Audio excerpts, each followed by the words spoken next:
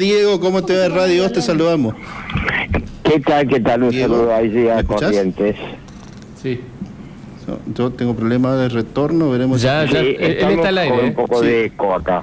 ¿Cómo estás, Diego? Queríamos preguntarte, mientras soluciona un pequeño inconveniente laboral, el tema de, y que siempre sos material de consulta con respecto a las elecciones a nivel nacional, ¿cómo podemos tomar, ahora sí lo escucho bien, Diego, cómo podemos tomar lo que pasó en Capital Federal? Le preguntamos, por ejemplo, al gobernador de la provincia, porque nuestra provincia va a elecciones provinciales, eso lo tenés muy claro, y el gobernador fue, no le digo, pero prácticamente dijo, ¿por qué me va a importar una elección a concejales de otra provincia? ¿Es tan así o se nacionalizó lo Capital Federal? Nuevamente, buenas tardes, Diego. ¿Qué tal? Nuevamente buenas tardes. Sí, no, se la nacionalizó, lo cual era previsible. Ahí falló la estrategia del jefe de gobierno porteño, Jorge Macri, de separar la discusión local de la nacional. Tradicionalmente se celebran juntas esas elecciones y se habían separado ya en algunas ocasiones las elecciones locales en la ciudad de Buenos Aires, pero cuando eran a jefe de gobierno y legisladores, lo que antes se llamaban concejales. Esta es la primera vez que se hace solamente una elección de legisladores y, bueno, el debate forzosamente se nacionalizó porque prácticamente hubo muy poco debate sobre la ciudad. El único que lo planteó fue el ex jefe de gobierno Rodríguez Larreta, que logró hacerle bastante daño al oficialismo del PRO, pero el PRO, recordemos que hizo una elección lamentable, donde salió tercero, pero un tercero muy lejano, sacó menos de la mitad de los votos que Adorni, el vocero que se convertirá, si es que realmente va a ser así, el 10 de diciembre en concejal porteño. Yo sigo dudando que sea así, pero la elección del PRO con Silvia Rospenato fue muy mala por justamente esta nacionalización que era previsible. Por más que separara la elección, era previsible que Milei la iba a nacionalizar y no tuvo una estrategia flexible como para entender que a una invitación a nacionalizar la campaña, si es apropiado o no, no importa, es lo que realmente decidió el gobierno de Milei. Bueno, no tuvo una respuesta y no tuvo una propuesta nacionalizadora. Entonces, ante ese error, la gente dijo, bueno, como el porteño es muy antiperonista, dijeron, bueno, el voto útil contra el peronismo es votar a La Libertad Avanza. Uh-huh. Y yo creo que hubiese tenido una alternativa que no aprovecharon, o que se acordaron tarde, porque anoche era muy divertido. Anoche, claro, en los programas posteriores a la elección lo vimos a Mauricio Macri, que estuvo en TN, lo entrevistaron en la sede de gobierno a Jorge Macri, y todos dijeron, bueno, nosotros somos garantes de la institucionalidad, o sea, apoyar las reformas de Javier Milei, pero acá hubo una serie de escándalos que el PRO en la ciudad podría haber aprovechado y no supo aprovechar, como por ejemplo la caída de la ley de ficha limpia, que justamente fue una ley propuesta por Silvia Rospenato, una suerte de canje bastante turbio que hubo entre la caída de ficha limpia, digamos que favorece a Cristina Kirchner, por otro lado, unas semanas antes se había caído la audiencia, la interpelación a Karina Milei por el Libragate, o por el caso, claro, el escándalo Libra. Uh-huh. Por lo tanto, había motivos para nacionalizar el debate. Y bueno, el PRO, mal asesorado, creo que ahí mal asesorado por su asesor catalán, Antoni Gutiérrez Rubí, decidió mantener la discusión en un tema local, en donde uno puede decir que la ciudad de Buenos Aires podría estar mejor. Es muy mejorable la gestión de Jorge Macri, pero tampoco es catastrófica. Entonces, el votante porteño, a diferencia, no conozco al votante correntino, pero el votante porteño, el que lo conoce realmente, sabe que por un lado es un vecino, es la forma en que los ha tratado el PRO durante estos 20 años, los vecinos. Es cierto, el porteño es un vecino más, como también lo son los cordobeses y los rosarinos, pero el porteño también es un capitalino, y la autonomía de la ciudad tiene ya 30 años, es verdad, tiene muchos años y tiene muchas elecciones, pero siempre el porteño se siente parte de un debate nacional, y bueno, Milei no, o mejor dicho, Adorni no tuvo una propuesta para la ciudad concretamente, como si parecía tenerla Horacio Rodríguez Larreta, que sacó 8%, pero tenía una propuesta nacional, hizo un plan, lo que llamamos acá un poquito un plan platita, 3 días antes de la elección.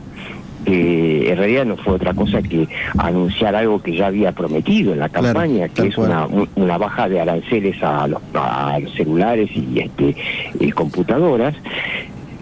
Y el PRO de la ciudad no tuvo respuesta, no tuvo una respuesta de decir, bueno, somos...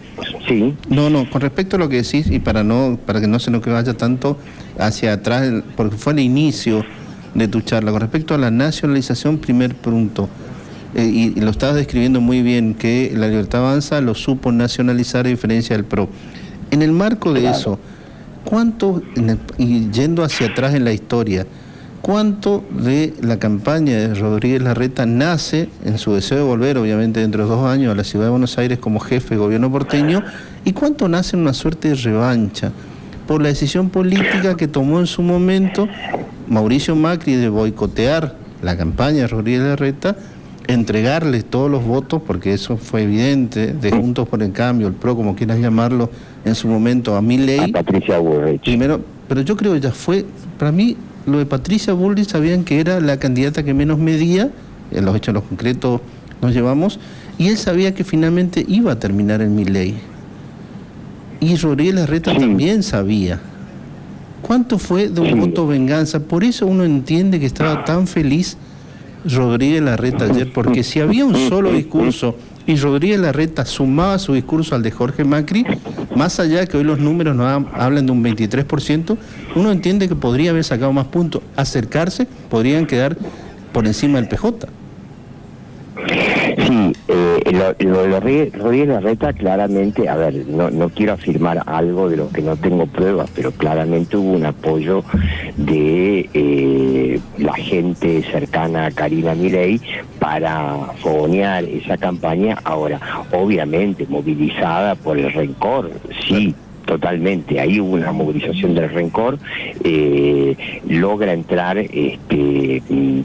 Rodríguez Larreta con, si no me equivoco, con 3 legisladores, muy mala la performance del PRO con apenas 5 legisladores contra 11 de la Libertad Avanza, o sea, encima de la repartija con el sistema DONT de cargos, les fue mucho peor todavía al PRO, y sí, bueno, obviamente, ahí hubo una mezcla de oportunismo político y de venganza. Es además muy llamativo que el PRO en la ciudad no pudiera no solamente rehacer los lazos con Horacio Rodríguez Larreta, lo cual es también previsible porque la verdad que ahí la guerra fue sangrienta, pero tampoco se le ocurrió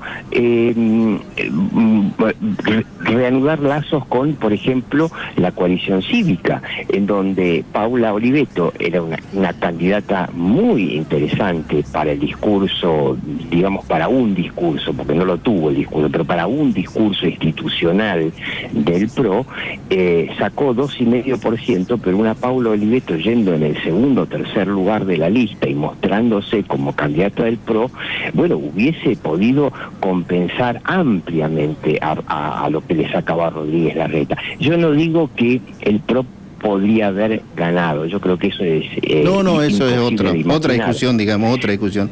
Pero iba a ser una Pero campaña si distinta. Pero si el PRO, si hubo 5 puntos del PRO que fueron hacia la Libertad Avanza, bueno, esos 5 puntos hubiesen ubicado al PRO en una posición un poquito más decorosa, digamos. Y ahí también lo que pasó es que claramente la movilización fue lo que falló. Acá tendría que haber movilizado el PRO con un discurso nacional importante de institucionalización, acompañamiento sí a la Libertad Avanza de Javier Milei, pero con institucionalización, y podría haber movilizado a cientos de miles de porteños que la verdad que o se quedaron en sus casas o se fueron a pasear un domingo de sol, pero la verdad que con una participación del 53%, bueno, está claro que la Libertad Avanza movilizó y el PRO con un discurso municipal, pero un discurso además municipal sin grandes resultados, porque tampoco es que se podía defender una gran gestión, bueno, no los movilizó, y la verdad que esto es realmente histórico. Creo que fue la menor participación no solamente en la historia de la ciudad, se habla de 1912, sino que yo creo que desde la democracia no hubo ningún distrito que tuviera una participación electoral tan baja. Y lo último, Diego, el radicalismo quedó tan relegado que ni fue criticado a nivel nacional, ¿eh? Decimos que el radicalismo no obtuvo ninguna banca, pero tampoco ni lo criticaron, es decir, directamente no existís, ni la crítica. Ni existía, y la verdad que tenían una candidata con Lula Levy, una candidata muy floja, y si uno se pone a pensar, comparado con un Martín Lustó que estuvo a décimas de llegar a ser jefe de gobierno de la ciudad, a ya la gente ni siguió cuánto sacó, pero 1% de Lula Levy, prácticamente la UCR ya falleció.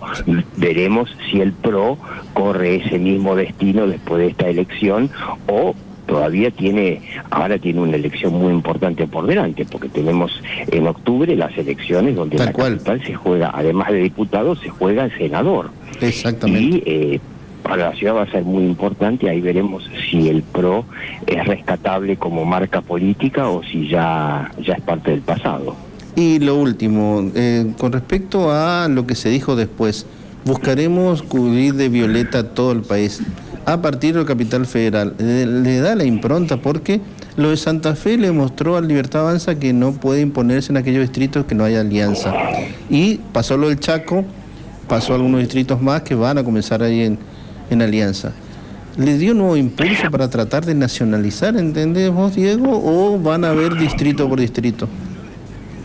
Es complicado porque aún siendo la de octubre una elección nacional, también es una elección por distrito, porque se juega cada distrito, y está claro que no tiene candidatos. Ahora, veremos qué efectos tiene la elección en la provincia de Buenos Aires, que se adelanta al 7 de septiembre, en donde ya los candidatos del PRO, los intendentes del PRO, ya dieron a entender que no van a ir con el PRO, sino que se van a sumar a la Libertad Avanza, y si vuelve a ganarle al peronismo en la provincia de Buenos Aires, puede ser que en el interior se produzca una especie de efecto ganador, pero nuevamente, a diferencia de Buenos Aires, de la ciudad de Buenos Aires, que es una ciudad muy cosmopolita y muy nacionalizada y con un ciudadano de poca sensibilidad